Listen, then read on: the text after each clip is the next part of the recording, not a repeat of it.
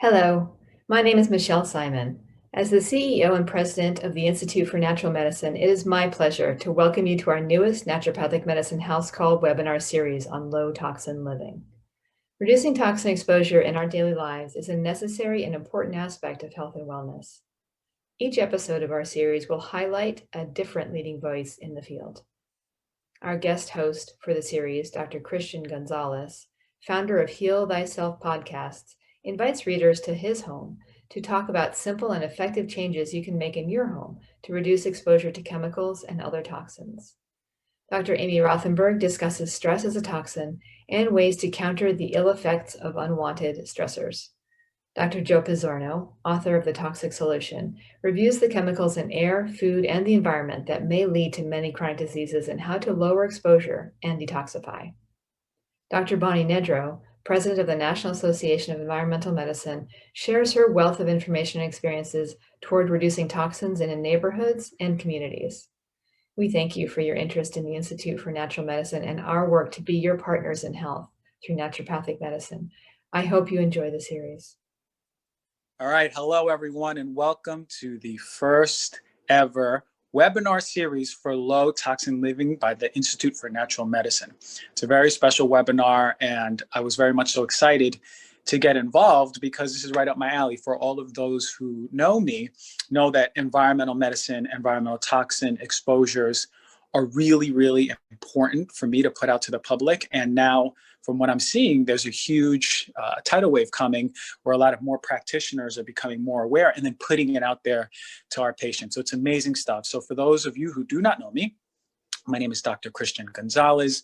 I'm going to be your presenter for this whole series. And today we'll be hosting some really amazing conversations and discussions with different doctors and professionals who are really, really in the know about detoxification. So I'll go a little bit more into that later. But yes, my name is Dr. Christian Gonzalez. I am a naturopathic doctor, and I am the host of my podcast called Heal Thyself, which is a podcast that basically covers all things health and wellness, from physical, mental, emotional, and spiritual. We got amazing guests that come in.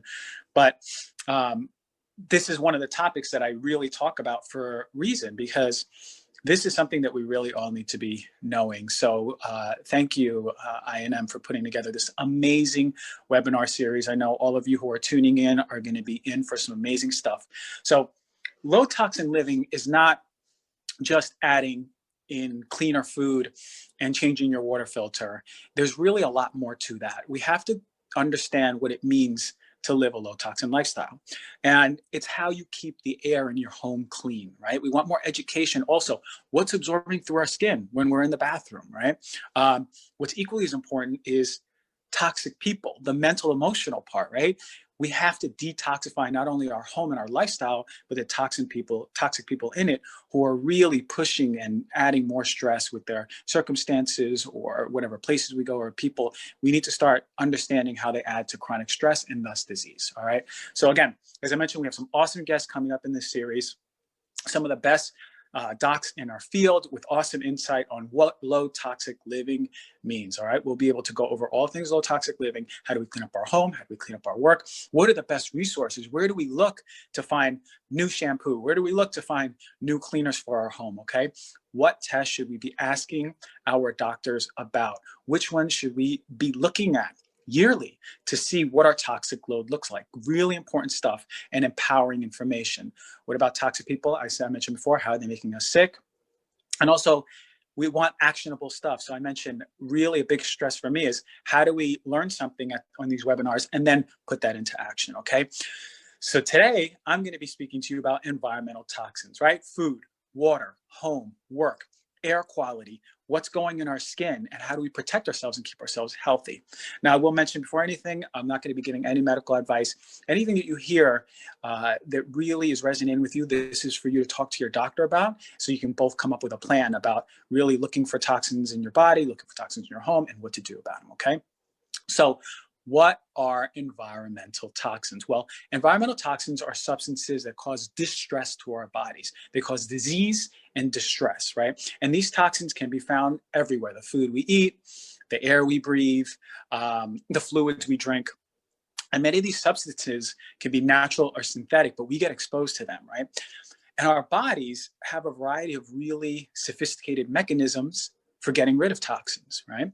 But the issue is that over time, these routes of detoxification become overburdened. So we have our liver, which is, we all know, is that filter where it's detoxifying our body, keeping us healthy. We have feces, urine, breath, all of the skin, sweating, all these things are routes of elimination. The problem is over time, they get gunked up and then we become overburdened with toxins, especially when we're being exposed to more and more and more. So what is a xenobiotic? A xenobiotic is a toxin that comes into our bodies from the environment. What's a carcinogen? You might have heard me talk about and use this word so many times. Well, that's a substance from when we're exposed that can lead to cancer. And it's really important to understand those two, because we are exposed to xenobiotics from the environment, and many of these toxins that get into our body can cause cancer. They are carcinogenic. We know this directly in studies, okay? So for illness to develop in the body, there has to be an underlying reason. It just doesn't happen. It just doesn't appear, right? We weren't designed that way. We're designed to actually negate and mitigate these toxins. A huge chunk of our health has to do in that pie with toxins and toxin exposure. And as I mentioned, we're not talking about it enough, but now the tidal wave is coming, I do believe it. So environmental toxins can be synthetic or natural, but a large majority of them are going to be synthetic, these chemicals that are man-made. And heavy metals. Now, heavy metals are really important to bring up. They're high density metals that are found in nature. And I want you to remember, because they're found in nature, doesn't always mean it's safe. Natural does not always mean safe. So you might have heard of some of these heavy metals. Here are some of the common ones: iron, lead, cadmium, arsenic, mercury, aluminum, antimony, chromium, cobalt, copper, manganese, selenium, tin, thallium, uranium. Some of these come in supplement form, but know that when these are present in high amounts in the body, then we start seeing toxic exposure symptoms, right? So say, for example, lead. We're going to find that in paint, in gasoline, in water, consumer products. And you might have heard me, if you follow my show, talk about protein powders or cacao powders. Well, lead is notorious for being in high levels in there. So this is why it's so important to understand where you're being exposed. And you'll hear later in different webinars that lead is really something, one of the top toxins, because it stays in our system. The problem with heavy metals as a whole is they build up in our fat tissue. It's not, for example, BPA. BPA, and I'll talk about later, is a known toxin with it causes a slew of symptoms in our body and issues, but we at least urinate it out, and by the time the day is gone, most of the BPA is out of our body. The problem with heavy metals is they build up in the body, okay? What about other ones? Cadmium, this is in fertilizer, cacao and chocolate, those e-cigarettes that you see people smoking. And those are linked to cancer, different types of cancer: lung, pancreas, breast, prostate, endometrial, bladder. How about arsenic? Another major, one of the top toxins that we're exposed to. Where do we find that? Rice, chicken, health food powders, water. And we know that arsenic is connected to heart disease, kidney disease, brain disease, diabetes. Mercury. Mercury is a major one. You know, you heard about this one, especially in pregnant women. There was an environmental working group study of 254 pregnant women who were breastfeeding, and these women were eating EPA recommended amounts of fish, right? And the EPA is recommending about 2 to 3 servings of 8 to 12 ounces of fish, 2 to 3 servings per week. And the result was that 30% had mercury levels that were over the safe limit. That's pretty incredible to know that even what the EPA is recommending is still too high of mercury exposure, especially for pregnant women. And then we also see mercury in the amalgams that we have in the teeth. So remember those silver fillings? That's a big exposure to mercury. At least 3 to 5 times was more mercury was found in the urine of folks with amalgams, and 2 to 12 more times of normal amounts of mercury were found in the tissues of those with mercury fillings. And I actually heard an incredible quote. It's saying the best way to detox mercury or really heavy metals out of the body is to get pregnant, because guess what? It goes through the placenta and it passes on to the fetus, which is an incredible concept to think that we can actually increase mercury levels or heavy metal levels. So it's so important, especially even when trying to get pregnant, to look into what our heavy metal exposure is. So there's a really cool chart you all can look at. Go online and just type in fish mercury level guide. For those of you who do eat fish, you want to make sure you're eating the fish that are in the classification of the lowest mercury level, and then there's lower, and then there's high. Stay away from those highs as much as you can, all right? Another preventable way of not being exposed to toxins or heavy metals is smoking. Smoking is by far one of the most preventable causes of cancer. We know that, but did you know that there's 70 different cancer-causing substances in cigarettes? It's pretty incredible. We know these cancer-causing substances can disrupt DNA. That is what's leading to cancer, right? Tar, arsenic, benzene, cadmium, formaldehyde, known carcinogens, and then multiple heavy metals. So exposure to these can be from second and third hand smoke. So pay really close attention if someone in your life is smoking. How can you stay away from those exposures? Maybe get an air filter in your home too. Heterocyclic amines and polycyclic aromatic hydrocarbons, HCAs and PAHs, respectively. These are chemicals that are actually found if you cook meat and you char it. All right, when you char the meat, the muscle of that animal in high temperatures, such as pan frying or grilling, these HCAs and PAHs are forming these toxic chemicals in the food that you're ingesting, right? The amino acids and sugar and creatine all react at high temperatures. And then the fat from the juice of the meat is directly hitting an open fire and causing those flames. Those flames are containing those chemicals which are adhering to the surface of the meat. And then you're ingesting it. So my tip is to avoid high direct exposures to an open flame if you do eat meat or a hot metal surface. Cook them at a lower temperature over time to avoid charring, reduce cooking time, and make sure you're continuously turning over the meat if you are eating it, okay? All right, so we are going right through it, all right? So let's go to food. This is really an obvious one, an obvious exposure point for us every single day. And when it comes to food, we really want to make sure that we're reducing pesticides. And I'm going to talk a little bit more about the controversy behind them too, but we get exposed to pesticides all the time. Even in organic food, they're creeping in there. But really, on average, fruits or vegetables contain about 47 to 67 different pesticides per serving at varying residues. But some pesticides that are found on the surface of foods, they can be taken up not only just on the surface, so you're cleaning the surface, but they can go actually into the root of the plant and it's absorbed, it's within the plant. All right, so pesticides suppress the immune system, we know that. They can interfere with your hormones, we know that. They can also cause tissue inflammation and lead to damaging DNA. Damaging DNA, as you recall, through oxidation is the issue that we have because that is leading to the potential for cancer in the future. All right, so a lot of us talk about from a toxicology standpoint about pesticides in conventional food being okay and safe, right? Saying organic is not much better. And they bring into light the EWG Clean 15 and Dirty Dozen, right? Which is not perfect, right? Because they are testing the amount of residues, but not the particular pesticide because it makes it different. There are some pesticides that are more benign, but certainly some, even at lower levels, that can cause some issues.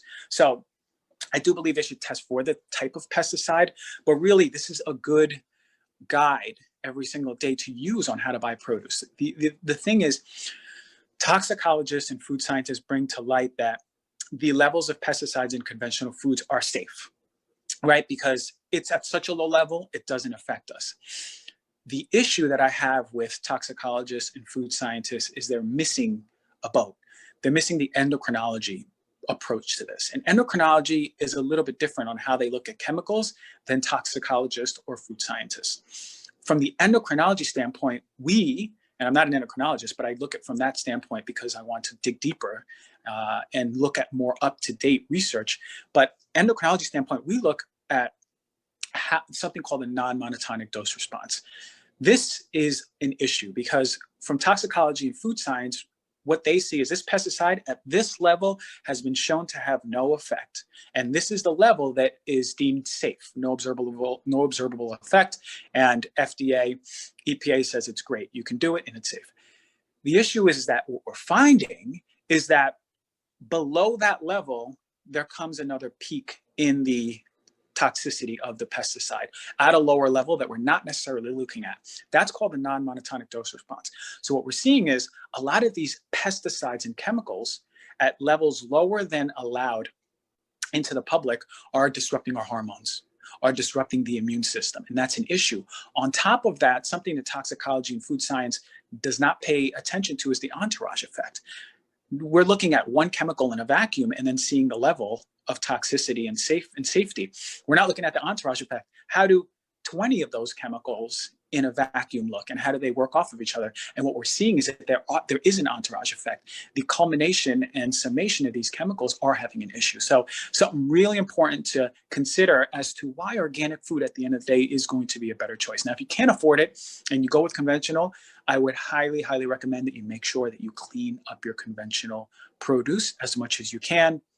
Use a vinegar base, a water to vinegar ratio cleaner, and make sure you're just cleaning it out. Okay, very, very, very important for all of us to start observing. Okay, so what else? And again, this shouldn't deter you from eating fruits and vegetables. We know in the research, whatever it is, it's going to have an important effect on the body, conventional or organic. What I'm submitting to you all is that we can do better. All right, so make sure you're doing that. What about water? Water is so important. Obviously, it's the driver of life, but there's only about 2.5% of the world's water that is considered fresh.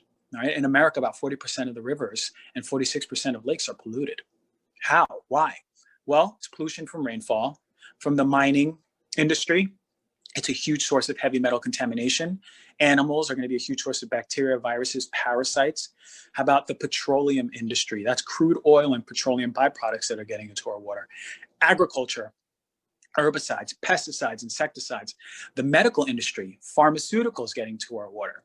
How about industrial byproducts? About 70% of the industry's waste is dumped into our bodies of water, right? And that's responsible for things like heavy metals, volatile organic compounds like refrigerants, resins, plastics, adhesives, all known with known health risks that affects us, right? What about inorganic non-metallic industry? That's chlorine, chloride, fluoride, chloramines, right? Nasty stuff that gets into our tap water. Sewage, pathogens and microorganisms, landfills, also pharmaceuticals, heavy metals runoff, microorganisms, and then lastly, water treatment plants. What we're getting is inorganic metallics like chlorine or fluoride. So just to paint the picture about why our water is very much polluted, what we saw is a new consumer report that came out about 2 months ago that revealed that one of the chemicals that is really becoming a problem in our water are PFAS, and these are polyfluorinated chemicals, or what we call forever chemicals. They just don't break down in the body or in nature. And we know that we have toxins like heavy metals, microplastic, BPAs, pesticides, herbicides, PCBs, plastic, chlorine, VOCs, pharmaceuticals. I just mentioned all the birth control, antidepressants. All this is in our water. But these PFAS are really becoming a problem because they wreak havoc on our bodies. They affect our immune system, affect our thyroid. They cause cancer. They cause low birth weight, you name it.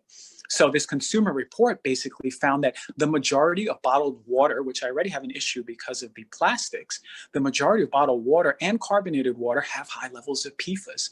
Now, in this presentation, I'm not going to go into any companies, but you can go on episode 82 of Feel Thyself, where I go over all of the bottled water companies and carbonated bottled water companies that did have high levels of PFAS and what to do about it.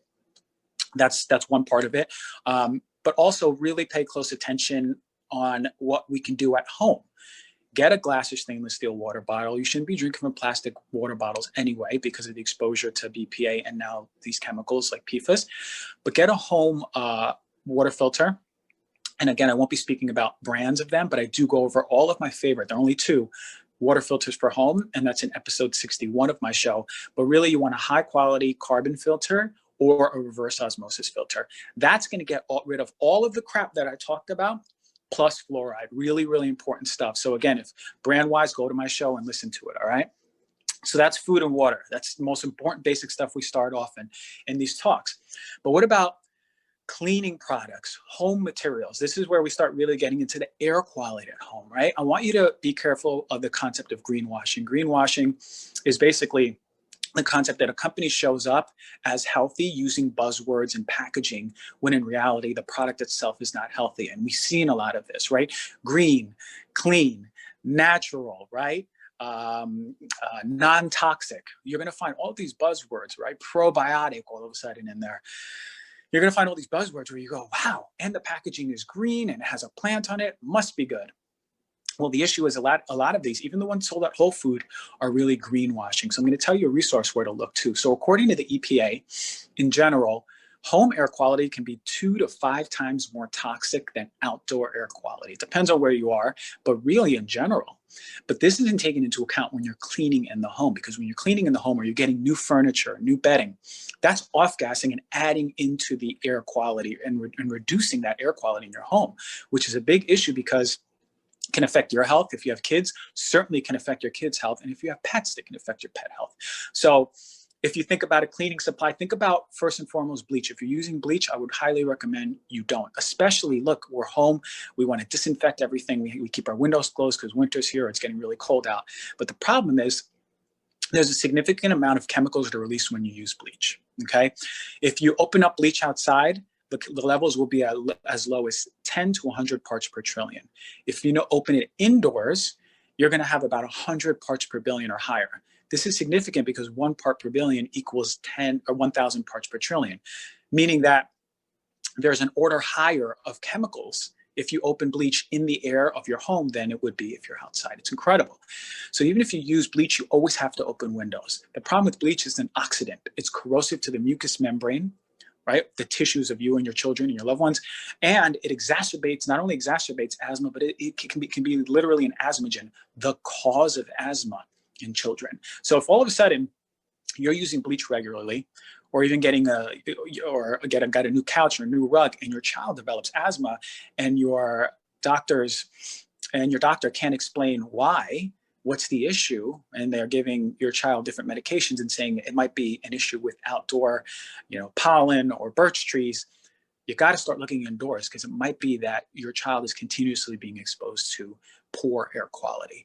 And lastly, you never want to mix bleach with ammonia or lemon-based cleaners because it can create a volatile compound that can make you really sick. Now, other options, Castile soap, very versatile, can be all-purpose. Vinegar, make sure you get cleaning vinegar, but that's really concentrated, can clean. Baking soda, borax, that's good for mold, mildew. Hydrogen peroxide, that's great for grime. Thyme oil, it has a constituent called thymol, which is actually on the EPA list end. And in the EPA list end, this thymol has been shown to reduce COVID. So for folks who are out there looking for a disinfectant, don't look any further than using thyme oil to clean out your surfaces. Really important stuff, and non-toxic. And there's a lot of non-toxic home cleaning brands that are out there that can really help detoxify and clean your surfaces. Check the Environmental Working Group. This is really good. Look for the Guide to Healthy Cleaning. You're going to be surprised if you type in some of your conventional cleaners, it might get an F grade and you didn't even know it because you bought it at Whole Foods. It might get a D, it might get a C grade. And then you can look and see which one are the highest grade ones. But really important stuff. Home materials can be a little bit harder. There's not really a resource for finding like clean couches or clean furniture or clean rugs. But a lot of these home materials contain chemicals that can off-gas, like fire retardants, for example. We have things like benzene, toluene, formaldehyde, which are known carcinogens, but can also exacerbate the respiratory tract of children. So I go back to saying, if your child's developing asthma, start thinking about what's in the home rather than outside, okay?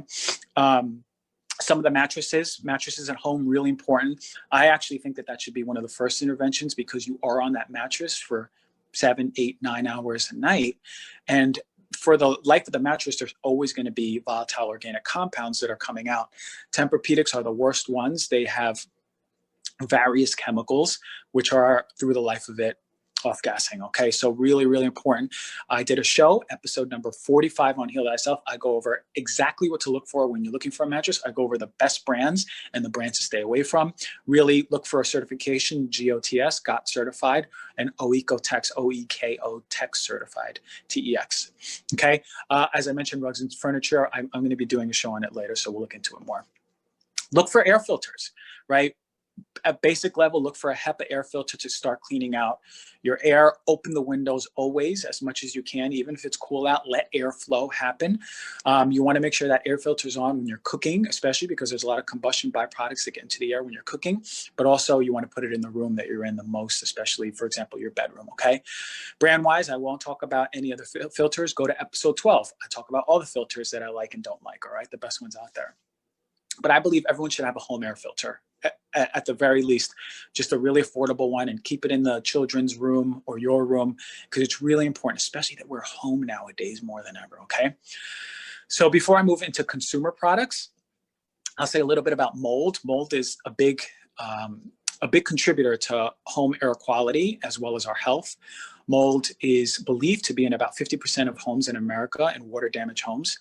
And they grow from water damage, and they release this toxin, these toxins called mycotoxins, that get into our body and wreak havoc. The thing is, 75% of us can live in a water damaged home and have minimal symptoms. But the 25% of us that do have a genetic change cannot properly metabolize those mold toxins. And because of that, we're going to get really sick. I personally have my own story with mold, and I'm part of that 25%.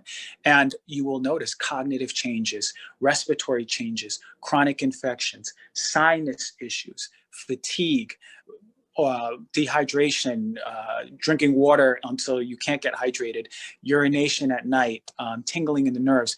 Mold can be really interesting. And to be honest, we can do a whole webinar on mold because it's that important on what to look for. But I would submit to you, if you do have any of the aforementioned symptoms, or look into what mold symptoms are, and no one can put a finger, or your doctors can't put a finger on it, any practitioners, you or your family, it might behoove you to look into what the quality of your air is at home, and if there's mold or water damage, and maybe get a professional to look at it. Okay. Consumer products. The issue with a lot of these consumer products is that they're endocrine disruptors. They affect our hormones very much so. There's xenoestrogens. So what they do is they get into the body and they mimic estrogen, right? More estrogen is not better. More estrogen is actually, in fact, toxic to the body, and then it gets stored in the fat. They are byproducts of the plastic industry and pesticide industry, and one of the largest sources of these xenoestrogens. Two notorious xenoestrogens in our consumer products are phthalates and BPA. Phthalates have been linked to breast cancer. They are used in building materials, personal care products, detergents, surfactants, children's toys, even pharmaceuticals. BPA is a polycarbonate. It's a chemical used widely in many plastics. I'm sure you heard about it by now. It's presented in it's in hard plastic bottles, in baby bottles, metal-based food or beverage cans on the inside. You'll see a lot of these, like say, for example, a Coke can has BPA on the inside, and it can leach its content into the bottle or into the liquid or into the food when exposed, especially when exposed to really cold or high temperature. In the United States, they ban the use of BPA in baby bottles, but other countries do have them. It's been linked to thyroid dysfunction and several types of cancer, including breast and uterine. BPA also has been shown to cause reproductive disorders, heart disease, diabetes, hormonal disruption in men and women, loss of brain cells, depression. In a Yale study, they showed that the BPA causes DNA damage and hormonal cancers. And there was I believe it was an EPA study on BPA that showed it was of 2,500 people, and 95% of people had BPA in their urine, which was very interesting considering that we metabolize most of the BPA within a day. So they've been exposed within the past day to BPA, which shows how ubiquitous it is. And we're being exposed to BPA all the time. Now, BPA is very much so exemplary when it comes to the non-monotonic dose response, meaning at low levels, lower than the EPA and FDA recommends, we're going to find that BPA does affect us. And remember, BPA-free is not any better. The analogs that they use, we actually find that they have the same toxic effect, if not worse. So what are some of the solutions? Avoid reusable polycarbonated plastic and baby bottles. They tend to be the ones that are hard and clear. Choose glass or stainless steel. If you're drinking water bottles, instead switch to glass and stainless steel. Get a water filter at home. Discard old or damaged bottles. Avoid plastic food containers or tableware. Look for glass or stainless steel. Minimize the use of canned foods. Say, for example, beans, if you're getting them in cans, instead get the raw ones, soak them and cook them. Look for fresher frozen foods in glass containers. So say, for example, if you're getting canned peaches, just get the frozen ones instead. And receipts. If you're touching receipts every single day, know that BPA is found in thermal paper and can be absorbed, or really more so when we touch our hands to our mouth, we're getting BPA in our body. So make sure that, for me, if I go food shopping, I usually don't take the receipt, or I have them put it in the bag unless I really need it. But if you're working or handling receipts, start wearing gloves, okay? Cosmetics. On average, females use 12 personal care products, and males use 6 personal care products per day. Only 20% of them have been assessed for safety. That's incredible. An average woman uses about 35 pounds of makeup, and we absorb about, well, women absorb about 5%, which is pretty incredible too. No FDA regulation on these cosmetics. Actually, you'll be surprised, and I did a show about this, the industry is self-regulated, which is incredible. Cosmetic law has not been updated since 1938 in small doses over time. For example, Johnson & Johnson's baby shampoo a few years ago had a known carcinogen, formaldehyde, and for 20 years there was complaints that there's formaldehyde, and they were having babies be exposed to it, and they just removed it. It's pretty incredible because a lot of these toxins are hormone disrupting. They cause inflammation, they cause DNA changes and damage over time, and they're connected to cancer. So some of the best resources and articles is in the Environmental Working Group. So some of the best resources and articles are in the Environmental Working Group Skin Deep database. We can look there for what are some brands that we can use for shampoo, for lotion, for makeup. You can always even put in the ones that you're using and see the grade on it, but look for the A grade or the B grade ones and start using these more, okay? So rounding out towards the end of this, we want to know, what are some of the possible symptoms that we know that we're being exposed to chemicals in our life? And the thing about this is there's no, like you don't really present to the doctor's office and go, "Doc, I have this exact symptom," and the doc goes, "All right, this has got to be environmental toxin exposure over time. Your home air is making you sick. The stuff you're putting in your body, it's slow and over time, and all of a sudden the symptoms develop slow and over time. So fatigue and weakness. Again, hard to put your finger on the cause, but this is possible. General aching of muscle and joints, sometimes shortness of breath, gastrointestinal disturbances like food intolerances, multiple sensitivities that start coming on, brain fog, poor memory, hormonal imbalances, skin eruptions, poor temperature regulation, all of a sudden, numbness and tingling in the extremities, taste changes, right? All of it. So these are very generalized symptoms, but it would behoove you then to really find a naturopathic or functional doctor who can help guide you in testing for this, because you can test for this. There are tests out there that you can test through the urine, your chemical exposure. You can test what your level of heavy metals are and really look and start reducing that load. But the best way to do it is start with the source, the air in your home, right? What we put in our mouth, food and water, what we put on our skin, really important solutions. What else? Well, naturopathically, we want to think about activating the emunctories. What is that? The routes of elimination that I mentioned, right? So if you're not pooping, if you're not sweating, right? If you're holding your breath, you're not breathing very well throughout the day. If you're not urinating much because you're not drinking much water, we have issues. Those routes of elimination are being gunked up, right? So for us, it's how do we activate that? How do we get someone pooping every day? How do we get someone drinking a lot of water, make sure they're urinating?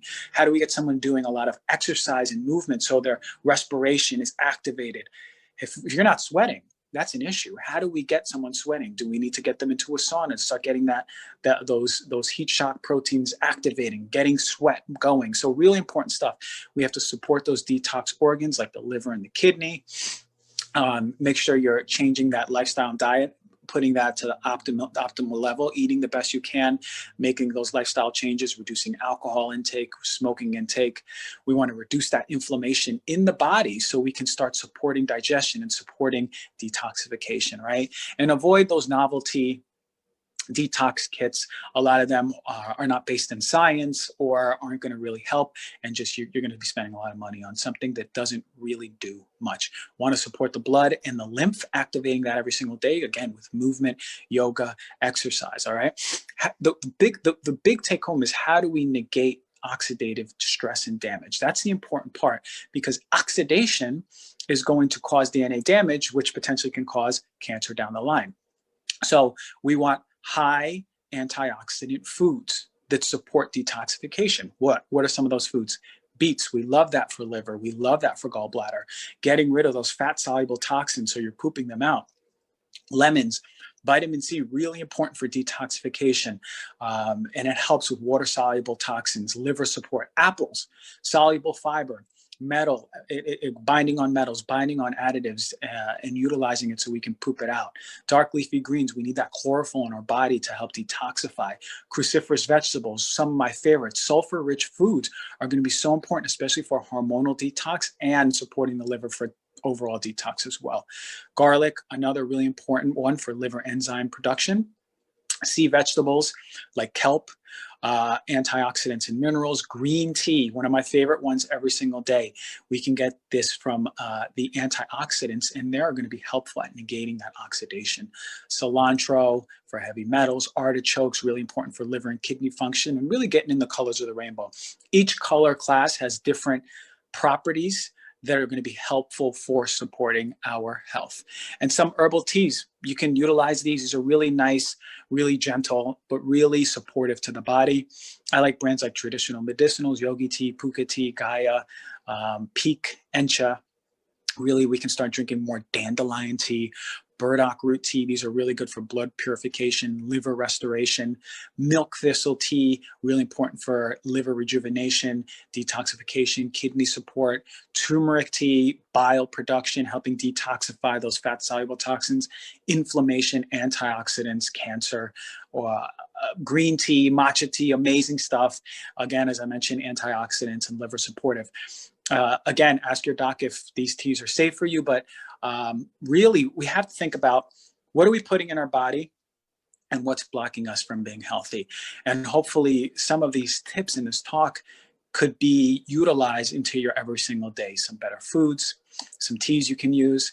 Listen to the show where you can find out what water filter to get, some new cleaning supplies coming into the home, asking more questions about what chemicals are in your home as far as materials, rugs, maybe looking into at least the knowledge is there. And when we have the knowledge, we're able to make actionable changes that are empowered.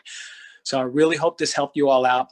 I can't wait for you to all listen to the guests that are coming on, where we're going to be able to talk about how stress affects our health, how to detoxify people out of our lives, really how to go into what tests to look for, and to the nitty-gritty of home toxins too, and body toxic load. So thank you all for tuning in. It is a pleasure to be bringing this information to you all, and I really hope you guys can make some actionable changes. I love you all.